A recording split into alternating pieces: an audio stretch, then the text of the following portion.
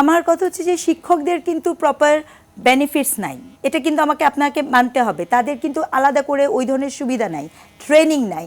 আমি পিএইচডি করে এসেছি, আমাকে কোনো গভর্নমেন্ট পয়সা দেয়নি, ওই দেশের বিশ্ববিদ্যালয় আমাকে আমার মেরিটের উপরে আমাকে পড়তে দিয়েছে। যে কারণে বিশ্ববিদ্যালয়ের শিক্ষক বলেন, ইউনিভার্সিটির শিক্ষক বলেন, তাদের একটা প্রপার ট্রেনিংয়ের দরকার।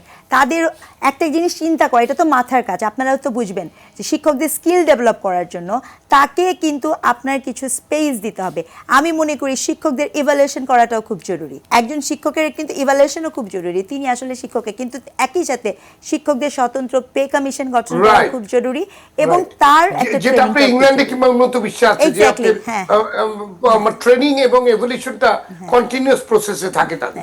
জি জি, সেটা যদি করা হয় এবং আমরা যদি ফলো আপ করতে পারি, এবং সবচেয়ে বড় ব্যাপার শিক্ষকরা কাজ করে আসলেও মনে করেন, আমি জানি যেরকম অনেক কিছু অনেক এক্সপার্ট আছেন, কিন্তু সেই এক্সপার্টদের কোনো পলিসি রিসার্চের সাথে যুক্ত করা হয় না, তাহলে সে তো তার নলেজটা আপনাকে ডেলিভার করতে পারছেন না, রাইট?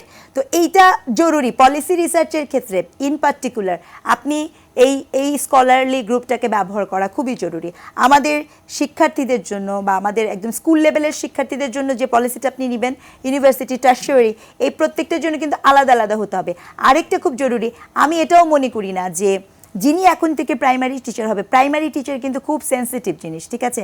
আমি শরীফ ভাইয়ের সাথে একটু দ্বিমত করব। বাংলাদেশের প্রাইমারি টিচার স্কুলগুলোতে অত্যন্ত ভালো সরকারি প্রাইমারি, আমি পুরো উত্তরবঙ্গটা ঘুরেছি, শিক্ষকদের মান অনেক ভালো, শিক্ষকদের সুযোগ অনেক ভালো। প্রবলেম কি হয়েছে জানেন? প্রবলেম হচ্ছে সেই শিক্ষকরা যান না স্কুলে, সেটার কোনো ফলো আপ নাই, জবাবদিহিতা নাই। ইচ্ছা করে স্কুলে যাচ্ছি না কারণ আমাকে কেউ কিছু বলবে না। প্রবলেম হচ্ছে ওখানের এই স্টুডেন্টদের, হ্যাঁ সেটাই, এই বিষয়টা হচ্ছে আমার পরামর্শটা শুধু এটাই যে আপনার এই ক্ষেত্রে আমাদের অবশ্যই সকলের উচিত যে এই পুরো সেক্টরটাতে আমাদের জবাবদিহিতার পাশাপাশি আলাদাভাবে, মানে সকলকে একই ফ্রেমে না ফেলা।